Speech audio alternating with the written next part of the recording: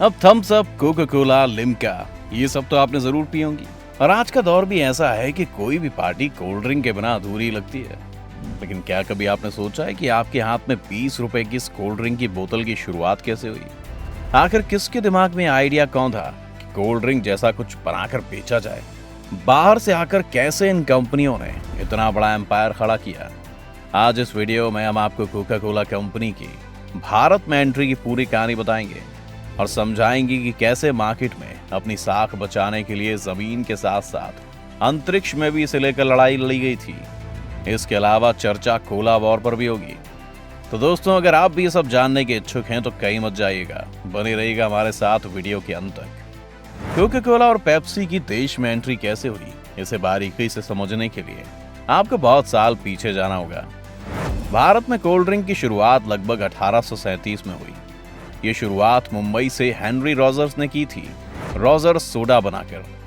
Market में कुछ नया आया तो लोगों ने इसे ट्राई किया, उन्हें यह काफी पसंद भी आया। देखा देखी कुछ पारसी बिजनेसमैन ने भी सोचा कि क्यों ना कुछ ऐसा ही प्रोडक्ट लॉन्च किया जाए। ऐसे में बैक टू बैक कई सोडा लॉन्च कर दिए गए। एक तरफ भारत में सोडा कंपटीशन चल रहा था, तो वहीं यूएस में कोका कोला और पेप्सी के बीच जबरदस्त टक्कर हो रही थी। ये सब चल ही रहा था कि कई साल बीत गए।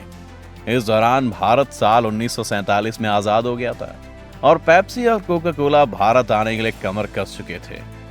कहना, सुनना और सोचना आसान था, लेकिन भारत में एंट्री कर लोगों का प्यार पाना थोड़ा मुश्किल, क्योंकि एक तरफ ये दोनों कंपनियां आपस में आगे निकलने की होड़ में थी, तो वहीं दूसरी तरफ भारत में इन्हें टक्कर देने के लिए पहले से मौजूद था ग्लूको कोला। साल 1949 में यह कोला सबसे फेमस बिस्किट पार्ले जी की कंपनी पार्ले ने लॉन्च किया था। हालांकि लीगल पचड़ों की वजह से पार्ले को ग्लूको कोला का नाम बदलना पड़ा और फिर इसका नाम रखा गया पार्ले कोला। दिलचस्प बात यह रही कि पार्ले कोला कोका कोला को टक्कर नहीं दे पाया और कोक ने अपनी जड़ें जमानी शुरू कर दी।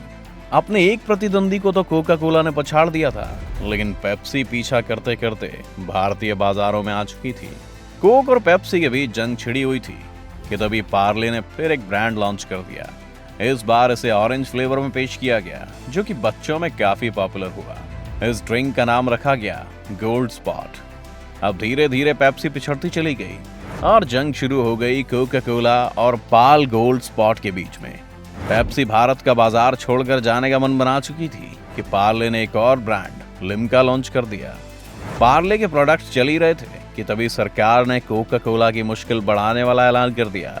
दरअसल भारत में उस वक्त अकाल की स्थिति बन गई थी। ऐसे में सरकार ने ऐलान कर दिया कि विदेश की जितनी भी कंपनियां हैं, उनका सिर्फ 40% मालिकाना हक होगा। जाहिर है कि इस नए फैसले के बाद कोका कोला काफी परेशान हो गया, क्योंकि वो भारत का नंबर 1 ड्रिंक बना हुआ था। कोका कोला देश छोड़कर चलती बनी और इसी बीच एंट्री हुई थम्स अप की।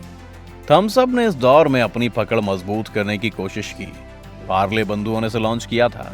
थम्स अप ने आते ही बाजार में अपनी अच्छी खासी पहचान बना ली, क्योंकि इसका टेस्ट कोक से थोड़ा मिलता जुलता था। खैर, फिर इस बीच इमरजेंसी का दौर आया। ये दौर खत्म हुआ और साल 1977 कोका कोला इंडस्ट्री के लिए टर्निंग ईयर साबित हुआ। सरकार ने विदेशी ब्रांड को भारत में काम करने की इजाजत दे दी। कोक भारत में एंट्री करती इससे पहले 80 के दशक में कोका कोला और पेप्सी की ऐसी लड़ाई शुरू हुई जो अंतरिक्ष तक पहुंच गई। वो भी कैसे, आइए जान लीजिए। 80 के दौर में दोनों कंपनियों के बीच आगे निकलने की होड़ मच गई। दोनों कंपनियों ने अमेरिकी स्पेस एजेंसी नासा से डील की। दोनों कंपनियों ने अपने अपने प्रोडक्ट में थोड़ा बहुत बदलाव करके इसे जीरो ग्रेविटी वाला बताना शुरू कर दिया। नासा ने जब अपना एयरक्राफ्ट अंतरिक्ष में भेजा, उस वक्त यात्रियों ने इन दोनों ड्रिंक्स को नकार दिया। दोनों ने इसमें लाखों करोड़ों का खर्चा किया था, लेकिन इसका नतीजा लगभग जीरो ही साबित हुआ। कोका कोला और पेप्सी में आगे बढ़ने की इतनी ललक थी कि एक दूसरे के खिलाफ चैलेंज निकाले जाने लगे। 1991 में कोक की भारत में एंट्री हो चुकी थी और इसी दौरान पेप्सी ने एक चैलेंज निकाला। भीड़ भाड़ वाले इलाके में लोगों को एक तरफ पेप्सी पीने के लिए कहा गया और दूसरी तरफ कोका कोला। हालांकि इसका परिणाम क्या रहा, किसी को नहीं पता, लेकिन कंपनी ने दावा किया कि लोगों ने कोक के ऊपर पेप्सी को तरजीह दी। फिर शुरू हुआ प्रमोशन का नया तरीका। कंपनी ने सोचा कि क्यों ना प्रोडक्ट को बड़े बड़े स्टार्स के साथ प्रमोट किया जाए। इसी कड़ी में इन कंपनियों ने सबसे पहले खिलाड़ियों को चुना। दोनों कंपनियां वक्त वक्त पर आगे पीछे होती रहीं। मौजूदा दौर की बात करें तो कोका कोला सिर्फ एक ड्रिंक बनकर ही रह गई, लेकिन पेप्सी या पेप्सिको आज एक बहुत बड़ी फूड चेन बनकर उभर चुकी है। वो अलग बात है कि लोगों की जुबान पर आज भी कोका कोला का टेस्ट ज्यादा चढ़ा हुआ है। इसके साथ ही कोका कोला कई और बेवरेज ब्रांड्स भी बनाती है।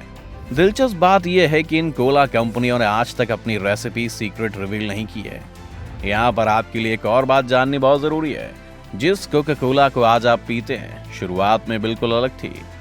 दरअसल कोका कोला की खोज अमेरिका का विद्रोह करने वाले जॉन पेम्बरटन ने की थी। कोक की खोज की कहानी भी बेहद दिलचस्प है। कहा जाता है कि पेम्बरटन अमेरिका में गृह युद्ध के दौरान काफी जख्मी हुआ था। अपने दर्द को दूर करने के लिए वो ड्रग्स लेने लगा। देखते ही देखते पेम्बरटन को नशे की लत लग गई। हालांकि वो चाहता था कि उसकी लत छूट जाए। इसी लत से पीछा छुड़ाने के लिए पेम्बरटन ने विकल्प तलाशना शुरू किया। इसी का नतीजा कोका कोला रहा। हालांकि कोका कोला शुरुआत में सॉफ्ट ड्रिंक नहीं थी, बल्कि इसे वाइन के तौर पर पेश किया गया था। तब कोका कोला को वाइन के फॉर्मूले से तैयार किया गया था। बाद में इसमें से अल्कोहल निकाल दिया गया। फिर कहा जाने लगा कि ये ड्रिंक सेक्स पावर बढ़ाने के लिए था। कहा तो ये तक जाता है कि साल 1903 तक कोका कोला में कोकीन मिलाई जाती थी। फिर साल 1904 में कोका कोला से कोकीन को अलग कर लिया गया था। आज आप भले ही कोका कोला को पीने के लिए ज्यादा पैसे खर्च करते हैं, लेकिन इसके एक ग्लास की कीमत लगभग 5 रुपए बैठती है। आपके हाथों तक आते आते इसका दाम बढ़ जाता है। कोका कोला ने अपनी पैकिंग पर भी खासा ध्यान दिया है और सभी को आकर्षित करने के लिए इसका रंग लाल रखा गया है, जो कि सेंटा क्लॉज की ड्रेस से लिया गया था। साल 1899 तक कोका कोला बंद बोतल में नहीं आती थी। बाद में इसे बंद करके बेचा जाने लगा।